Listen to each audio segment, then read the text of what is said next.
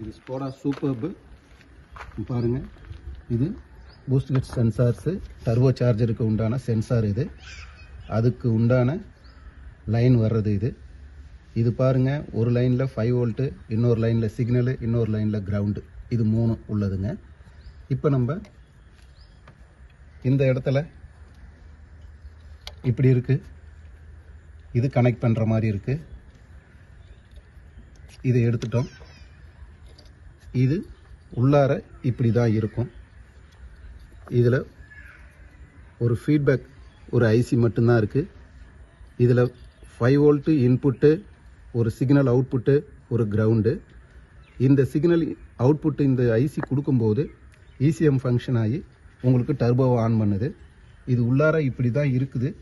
இங்கே பாருங்கள், இப்படி தான் இருக்கும். இது தெரியாமல் கழட்டிட்டீங்க அப்படின்னா பயப்படாதீங்க. அது உள்ளார இந்த போர்டு தான் இருக்கும். நீங்கள் அதை கிளியர் பண்ணி இந்த போர்டை எடுத்துகிட்டு நீங்கள் சர்வீஸ் பண்ணி போட்டுக்கலாம்.